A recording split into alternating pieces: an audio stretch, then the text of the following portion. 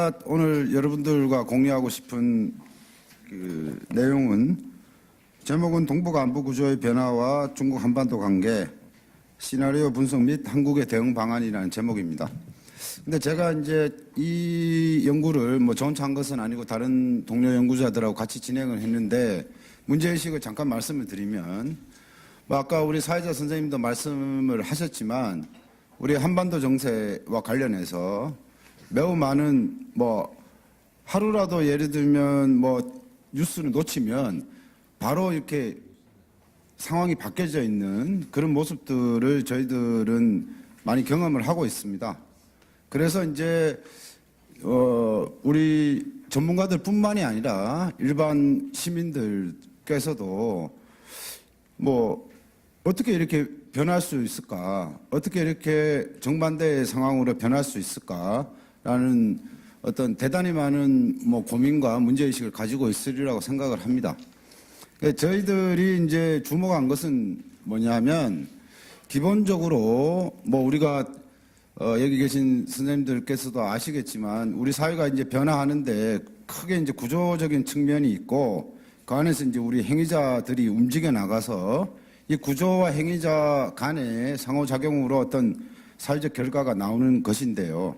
이제 그런 부분과 관련해서 구조적인 측면, 그다음에 행위자적 측면들을 모두 다 고려를 해서 지금 현재의 한반도 상황, 더 나아가서 우리의 동북아의 안보 구조 혹은 질서라는 부분들을 좀 개념화 시켜봐야 되겠다. 논리적으로 좀 개념화 시켜봐야 되겠다는 문제의식이 큽니다. 그렇게 봤을 때 우리는 크게 보면 이제 만약에 이제 이런 논리에 따른다면 동북아 안보 구조의 변화나 그 안에 있는 우리 한반도의 정세조차도 어떤 좌표의 추계에 따라서 설정할 수가 있을 것이고 거기에 따라서 어떤 방향으로 변하는지 또 그 과정에서 우리는 어떤 노력을 해야 될 것인지에 대한 실천적인 함의까지도 얻어낼 수 있지 않겠느냐라는 문제의식을 가지고 이 연구를 진행하게 됐고 그 제목이 이제 동북아 안보 구조가 변화했을 때 중국과 한반도 관계는 어떻게 진전돼 왔고 그것들을 좀 개념화 시켜본다면 어떻게 개념화 시켜볼 수 있을 것이고 그 시나리오를 좀 제시를 하고 그렇다면 이제 우리 한국의 입장에서는 어떤 대응 방안을 가질 수 있을 것이냐 그런 어떤 질문에 대해서 해답을 찾아가는 과정이라고 이해하시면 될 것 같습니다. 그 부분은 이제 목차에도 나타나 있는데요. 서론 부분을 간단하게 이제 넘어가면 이제 이 분석 틀이라는 부분이 내용을 살펴보시면 아시겠지만 기본적으로 이제 인과 기제와 조건이라는 측면이 이제 우리를 둘러싼 이 동북아 안보 구조를 둘러싼 어떤 구조적인 부분에 대한 어떤 개념화라고 얘기를 한다면 빠지면 안 되고 특히 이제 기존 연구에서는 좀 간과했다라고 얘기할까 어떤 좀 편향이 있었다라고 얘기하는 그런 측면에 대한 보완으로서 주관적 노력 그럼 우리는 어떻게 해야 될 것이냐 라는 부분들을 가지고 분석들을 좀 만들어 봤고요. 그것을 한국전쟁 이후부터 2017년까지의 중국과 한반도 관계에 대해 적용을 시켜봤습니다. 이 분석들이 적실성이 있는지 없는지. 그리고 이제 구체적으로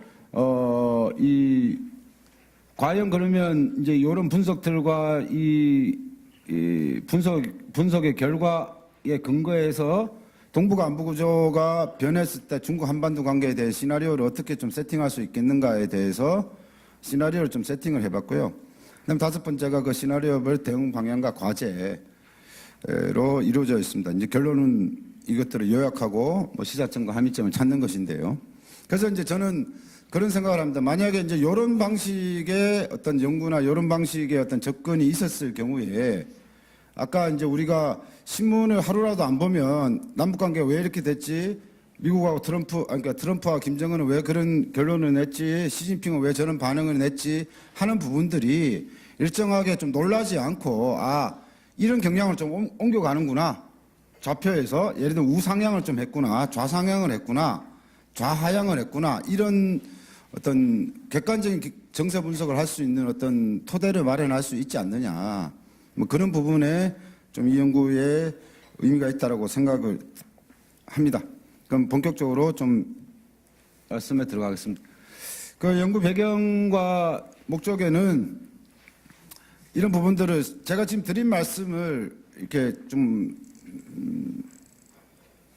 요약을 해봤습니다. 그러니까 2018년 이후에 안보 구조에는 변화의 가능성이 크게 제기되고 있습니다. 그것의 핵심은 우리 모두가 크게 예상을 하지 못했던 오히려 미국과 중국이라는 동북아 안보 구조의 주요 행위자의 변화에 기인했다라기보다는 남북 관계, 특히 이제 북한의 태도 변화에 의해서 기인된 측면들이 굉장히 강하다.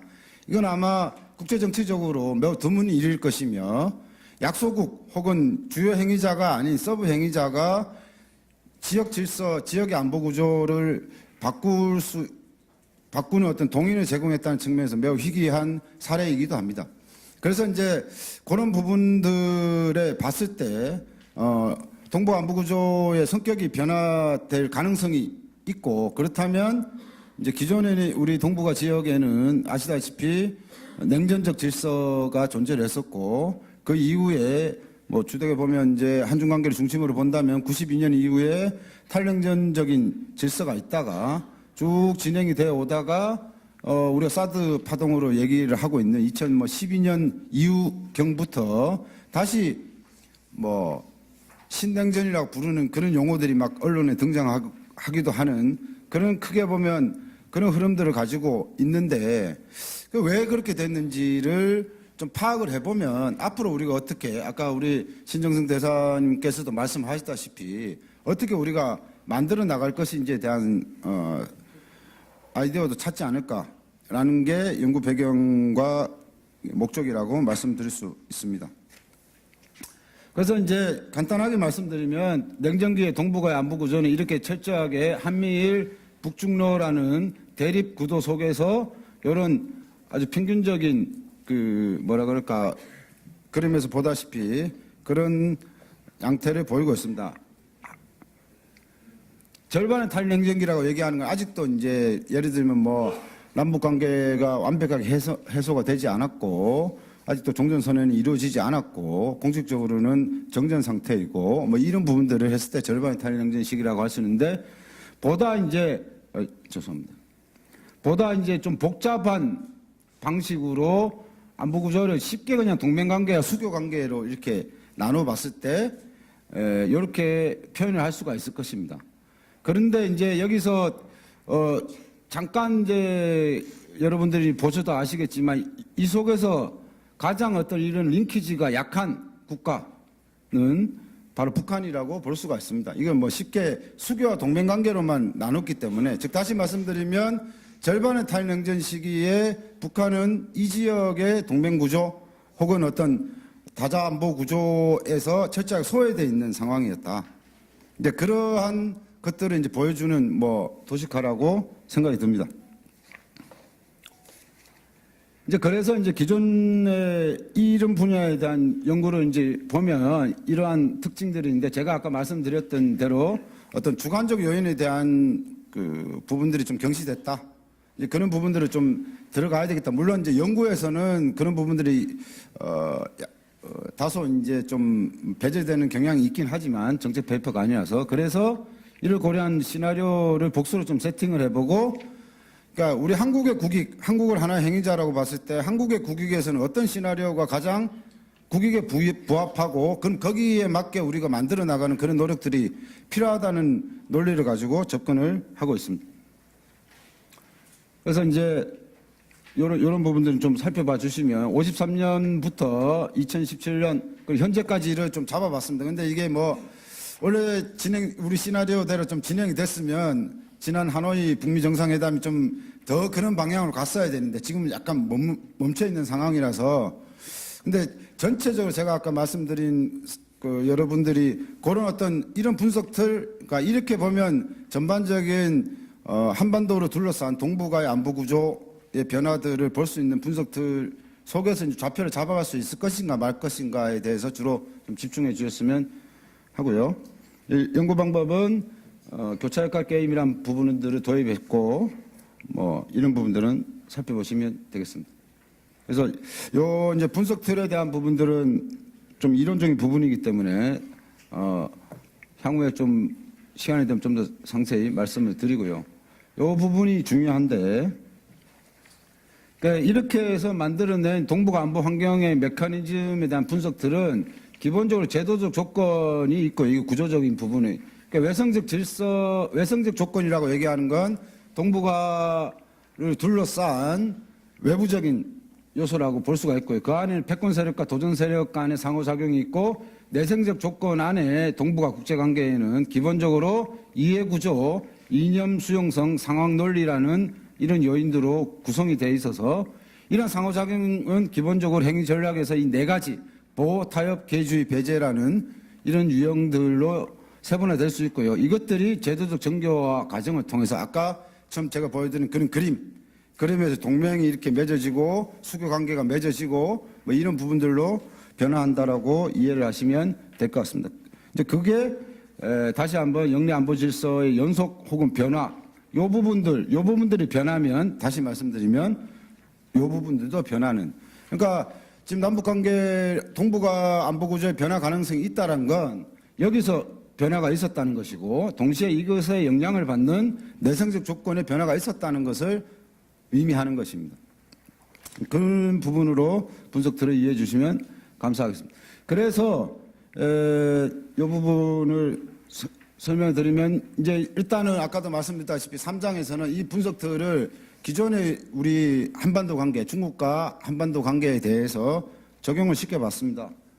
그러니까 다른 부분들을 보시면 뭐 53년부터 대략 이제 동북아에서 탈영전이 본격화됐다라고 하는 부분들이 이제 92년 한중수교를 기점으로 이제 이렇게 보는데요. 그 부분들을 53년부터 91년 시기를 보면 다른 부분보다도 아까 말씀드린 발현적 속성이라는 건 전체 이 동북아 안보 구조의 특성들을 얘기를 하는 것이고 구조적 상황 논리, 문화적 상황 논리, 상호작용의 유형 이러한 부분들을 보면 네 가지의 속성 중에 조건적 양립 불가능, 뭐 이 말씀 그대로 이해하시면 될 것 같습니다. 조건적이고 상대 파트너가 냉전적 질서에서는 적이다 이거죠. 적. 양립은 불가능하고 그러한 가운데는 구조적인 상황 논리는 제거해야 되는 게 가장 큰 이익을 주게 되는 것이고요. 문화적 상황 논리에서는 선택을 강요하는 우리 분단 국가에 오래 살았기 때문에 선택을 강요하는 이게 뭐 그런 부분들. 그 다음에 상호작용의 유형은 경쟁적으로 되는 그런 환경 속에서 우리가 존재를 했었다는 거죠. 한반도 그러니까 냉전기에는. 그래서 이제 이런 부분들에 따라서 좀 뭐 상세하게 중국과 한국 관계, 중국과 북한 관계, 아까 그런 부분들이 발현된 것이라고 보시면 됩니다. 경쟁적이고 상호 배제적이고 선택을 강요하는 그런 부분들이 쭉 지속이 돼 왔고요. 반면에 92년도 이후부터 2011년경까지의 상황은 탈냉전기라고 얘기하는 거는 냉전이 약화되는 그러니까 절반의 탈냉전기라고도 아까 말씀드렸는데 아까 여기에다가 바뀌었습니다. 발현적 속성은 필요적이고 양립 가능할 수도 있는 상황이 됐고요. 그래서 보호의 상황, 방어적인 상황으로 치닫는 그런 경향으로 가는 그런 정세 변화가 진행됐다라고 볼 수가 있습니다. 그래서 그 사이에 92년부터 2021년 시기는 우리가 목도하고 경험했듯이 한중관계의 비약적인 발전 뭐 그런 부분들을 우리가 볼 수 있었다고 생각을 하는데 문제는 소시기로 이제 좀 말씀을 드리면 2012년부터 17년 시기에 약간씩 그러니까 절반의 탈냉전 시기에 매우 좋았던 그런 관계들이 약간 뭐라 그럴까요? 아까 이제 요 부분으로 다시금 약간 조건적이고 양립 불가능, 제거, 선택, 강요, 경쟁적인 분위기로 돌아서기 시작했다. 그것의 주요 동의는 우리는 어디서 찾아야 되냐? 아까 분석들에 따르면 미중 관계가 그렇게 되기 시작했다. 미중 관계가 미중 수교 이후에 뭐 엎치락뒤치락은 있었지만 그래도 좋아지는 그런 과정에서 본격적으로 미국이 동아시아 회귀 정책을 펴고 중국의 국력 신장으로 인해서 이제까지의 좀 뭐 여러분들 잘 아시다시피 도광양해라는 부분들을 벗어나서 좀 적극적인 대응을 하기 시작하면서 이 두 강대국이 좀 경쟁 관계가 본격화되면서 동북안보 구조에 직접적인 영향을 줬고 그 요인 하에서 동북안보 구조가 완전히 뭐 이렇게 됐다라고는 볼 수는 없지만 이런 방향으로 가는 적극적 집단화 시도와 집단 간 경쟁이 이루어지는 그런 상황으로 변화가 됐다라고 아까 분석들에 따르면 해석이 됩니다.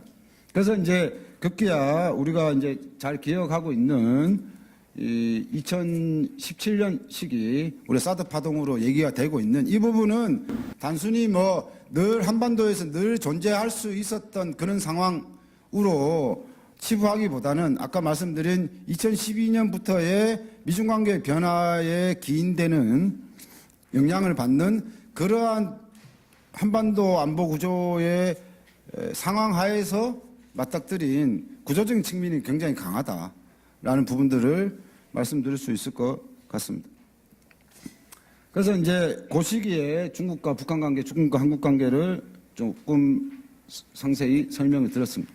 그렇다면 그래서 이제 저희 연구진들의 판단은 뭐 아주 정교하지는 않지만, 아까 말씀드린 인가 기제, 그리고 이제 주관적 요인, 조건, 이 세 가지 요인들을 중심으로 하는 이런 분석들이 동북아 안보 구조의 변화를 설명하는데 일정한 설명력을 가지고 있다라고 생각이 들어서 본격적으로 거기에 맞는 아까 이제 네 가지의 시나리오를 어떻게 세팅할 것인가에 대해서 고민을 하고 그 결과를 보고 있습니다. 이 앞에 부분은 주택에 이제 아까 성영윤 이사장님도 그러셨고 우리 이재용 원장님도 그리고 신정근 대사님도 말씀하셨지만 한중 관계가 동북아의 안보 구조가 어떻게 변할지에 대해서는 대단히 많은 불확정성이 존재를 하지만 저희 연구진의 입장에서는 그럼에도 불구하고 최악은 뭔지, 최선은 뭔지, 중간 단계는 뭔지,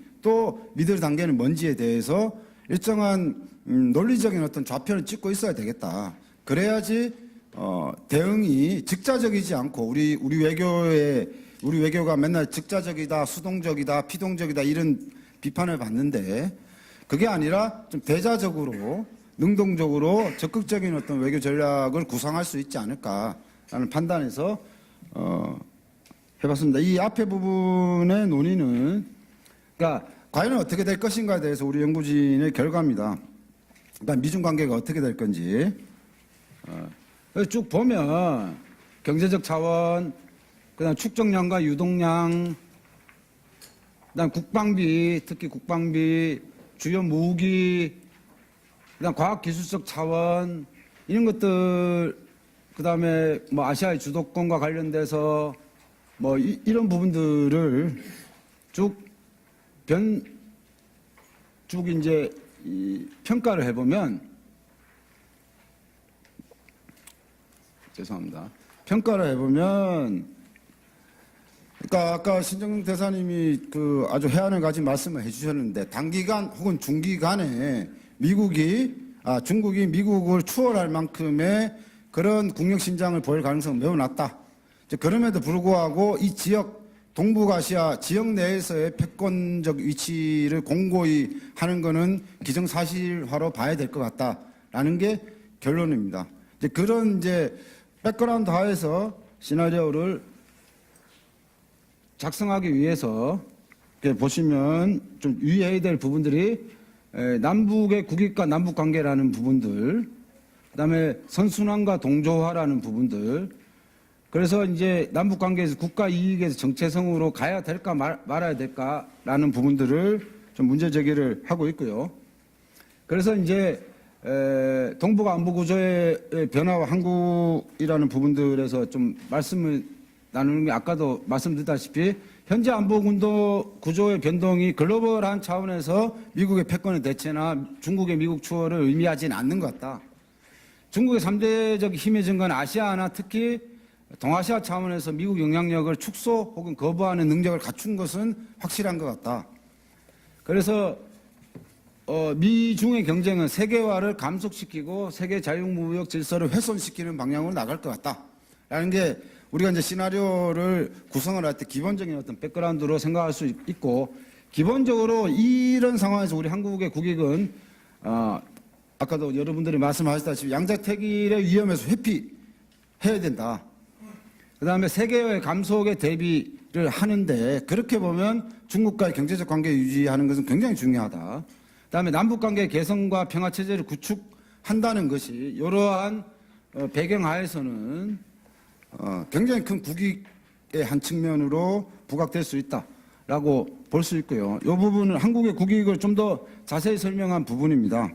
이 부분은 우리 한국뿐만이 아니라 일반적으로 이쪽 일반적 목표라는 부분은 어떤 국가라도 추구해야 되는 국가 이익을 이익, 지위, 공포, 이성 이런 측면에서 좀 정리를 해봤고요. 한반도 한국의 상황에서는 구체적 목표를 이렇게 설정을 해봤고 이런 부분들 나중에 이제 이 부분은 조금 약하게는 합니다만 저희 연구에서 수단, 글로벌 지역, 국가, 지방, 민간, 군사 안보 이런 측면에서 좀 더 정교한 전략들이 나와야 된다 그렇게 말씀을 드릴 수가 있을 것 같습니다. 박사님 좀 정리를 해주실까요? 예, 알겠습니다.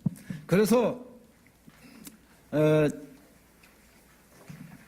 바로 이제 사회자님 말씀을 하시니까 이런 네 가지의 시나리오 중에 첫 번째 바로 이제 시나리오별 대응 방향 요 앞에 나오니까 시나리오 1은 아까 말씀드렸다시피 절반의 탈냉전 시기 그러니까 미중 경쟁이 약화되고 미중 협조 체제가 이루어지고 그 상황에서 한국의 외교적인 운신의 폭이 더 커질 수 있는 그런 상황에서의 한국은 어떻게 대응을 해야 될 것인가에 대해서 대응 방향을 마련해 놓은 것입니다. 그래서 이런 부분을 도식화를 할 수가 있을 것 같고요.